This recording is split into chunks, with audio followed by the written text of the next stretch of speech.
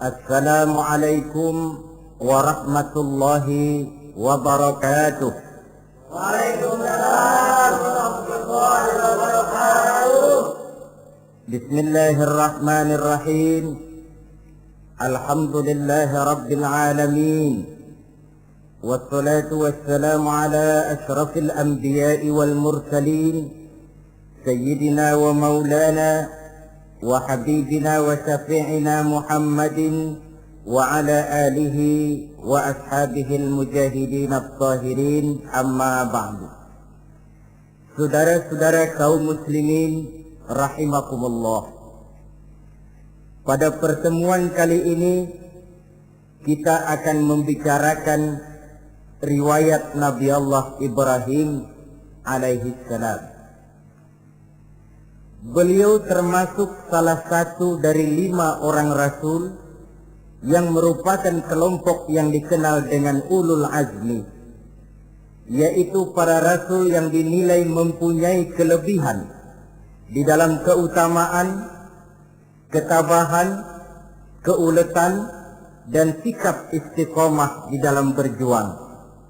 Jumlahnya ada 5, yaitu Nabi Nuh, Nabi Ibrahim, Nabi Musa, Nabi Isa, dan Nabi Muhammad alaihi wassalatu wassalam. Sebagaimana yang kita maklum bahwa Nabi Allah Ibrahim alaihi salam lahir pada masa pemerintahan Raja Namrud laknatullah alaih.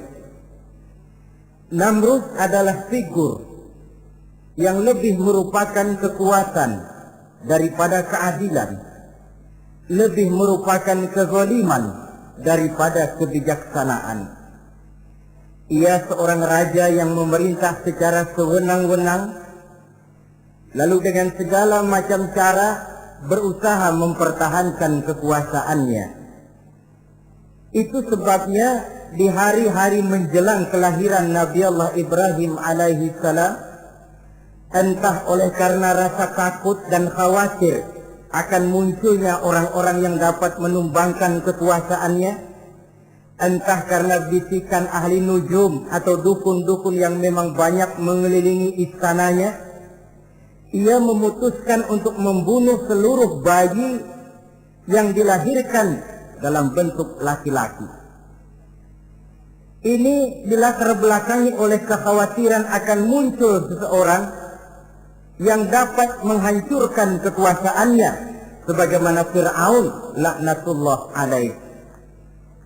Itulah sebabnya di zaman sebelum Nabi Ibrahim dilahirkan, Raja Namrud membuat peraturan.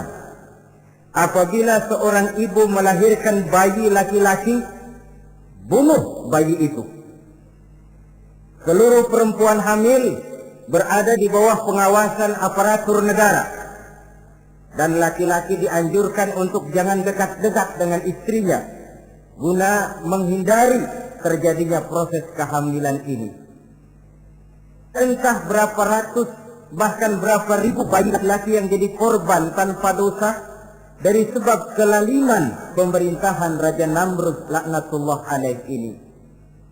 Kita teringat kepada satu hadis di mana Rasulullah sallallahu alaihi wasallam pernah bersabda, ya'ti 'alan nasi zamanun ru'asa'uhum kal asad wa wuzara'uhum kaz-zi'ab wa qudatuhum kal kilab wa katsirun nasi yawma idzin kal aghnam. Pada satu saat, kata Nabi, akan datang di tengah masyarakat manusia, di mana pada masa itu muncul pemimpin-pemimpin yang bertingkah laku seperti singa. Ru'asa'uhum kal asad. Pemimpin-pemimpin mereka bertingkah laku seperti singa. Saudara kenal singa? Saudara boleh periksa, di mana ada hutan, singa selalu menjadi raja. Padahal hutan belum pernah bikin pemilihan umum. Tapi yang namanya singa tidak pernah peduli. Ada pemilihan umum atau tidak, raja hutan tetap singa. Kenapa? Karena singa menjadi raja di hutan bukan berdasarkan kebenaran, tapi karena kekuatan. Karena kuat, maka dia naik jadi raja. Soal benar atau tidak, soal lain. Maka sebagai akibatnya, setelah si singa ini naik menjadi raja hutan, dia bukan melindungi rakyatnya, malah makanin rakyatnya. Coba saudara lihat di hutan. Kambing rakyat hutan dimakan oleh singa. Ayam rakyat hutan dimakan oleh singa. Sapi rakyat hutan dimakan oleh singa. Inilah akibatnya karena singa naik berdasarkan kekuatan. Setelah naik bukan melindungi rakyatnya, malah makanin rakyatnya. Mental semacam inilah yang dimiliki oleh Raja Namrud laknatullah alaih. Cuma karena rasa ketakutan akan datang orang yang akan menumbangkan kekuasaannya, maka seluruh bayi laki-laki harus dibunuh tanpa dosa apapun. Itulah kata Nabi, akan datang di tengah masyarakat manusia muncul pemimpin-pemimpin yang mentalnya seperti singa. Lah kalau yang jadi pemimpin sudah seperti singa, wa wuzara'uhum kaz-zi'ab. Yang jadi wazir, yang jadi menteri, kata Nabi, lagunya seperti serigala. Nyetel ini, tapi serigala. Apa serigala itu? Saudara tahu dalam dongeng anak-anak, serigala itu kan binatang yang paling licik. Untuk terang-terangan dia tidak berani karena tidak punya kekuatan seperti sang singa. Maka dia pakai ilmu kelicikannya. Serigala itu kalau ingin makan daging ayam, pakai bulu ayam. Kalau kepengen makan daging kambing, pakai bulu kambing. Pendeknya, serigala binatang yang menghalalkan segala macam cara asal tujuan tercapai. Itulah serigala. Lambang dari sifat kelicikan. Lempar batu, sembunyi tangan. Pengen makan daging ayam, pakai bulu ayam, nyaruh jadi ayam. Pengen makan daging kambing, pakai bulu kambing, nyaruh jadi kambing. Ini akibat dari yang pertama tadi. Pemimpin seperti singa, lalu menteri pun seperti serigala. Efeknya kemudian yang segera menyusul apa? Wa qudatuhum kal kilab. Kalau pemimpin sudah seperti singa, menteri sudah seperti serigala, wa qudatuhum kal kilab, akan muncullah para penegak hukum yang mentalnya seperti anjing. Inna lillahi wa inna ilaihi raji'un. Penegak hukum yang mentalnya seperti anjing itu. Anjing, saudara lihat, anjing akan setia kepada siapa saja yang memberinya daging. Kalau dia disuruh jaga rumah, dia tidak bisa membedakan mana yang maling, mana yang tamu. Biar yang datang tamu, kalau nggak bawa apa-apa, pasti digonggong. Biar yang datang maling, kalau bawa daging, anjing kalem. Pokoknya siapa yang berdaging, itulah majikan saya. Apa kata majikan saya, itulah yang saya laksanakan. Maka hilang kebenaran hukum, hancur norma-norma keadilan. Oleh karena apa? Oleh karena anjing dapat daging. Lalu dalam kondisi semacam itu yang jadi rakyat bagaimana? Kata Nabi, wa katsirun nas yauma idzin kal aghnam. Adapun kebanyakan orang pada masa itu lagunya sudah seperti kambing. Saudara, kambing itu binatang yang cuma menang groyokan dan tidak punya alternatif. Namanya kambing, digiring ke lapangan embe.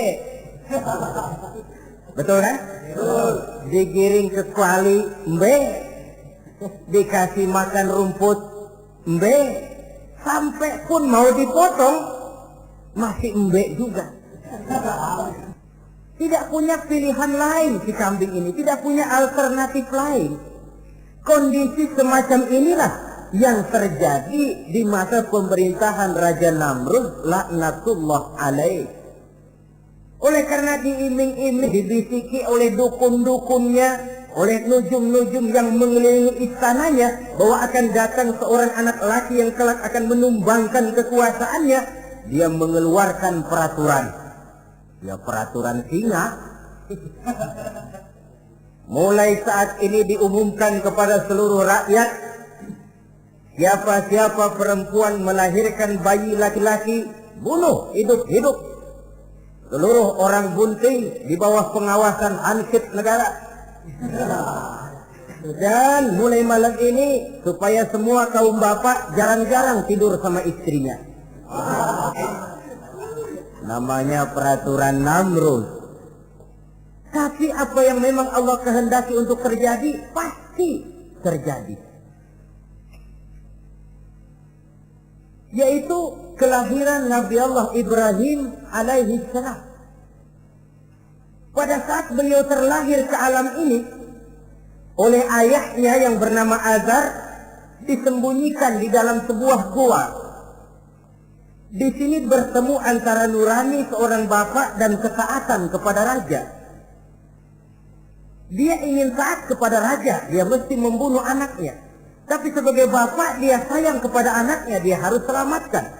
Dicarinya jalan tengah, maka Ibrahim disembunyikan di dalam sebuah gua dengan satu perhitungan tentunya. Lu mati ya nggak apa-apa, lu hidup ya syukur. Tapi ini pertimbangan dia akan bikin susah dia di masa yang akan datang. Coba anak dalam kondisi apa adanya ditaruh di dalam gua, menurut perhitungan logika mati ini. Namun apa yang terjadi? Nabi Allah Ibrahim yang sejak masa bayi diletakkan dalam gua dipelihara oleh Allah. Nah, kalau Allah yang sudah memelihara, orang mana yang sanggup mendatangkan bencana dan mudarat? Untuk melangsungkan kehidupannya, Nabi Ibrahim itu mengisap ibu jarinya. Dan konon menurut riwayat dari ibu jarinya itu keluarlah madu. Sehingga walaupun tidak didampingi oleh ayah dan ibunya, tinggal di dalam gua seorang diri, pertumbuhannya sebagai seorang bayi menjadi seorang anak, tumbuh dengan pesat sebagai lazimnya anak-anak yang lain. Dalam ilmu tauhid ini yang dinamakan irhad. Tanda-tanda yang diberikan kepada seseorang yang akan dipilih menjadi rasul pada saat dia masih anak-anak. Ini yang dinamakan irhad. Adapun kalau dia sudah diangkat menjadi rasul, maka tanda-tanda itu dinamakan mukjizat. Kalau jatuh kepada wali, maka tanda itu dinamakan karomah atau yang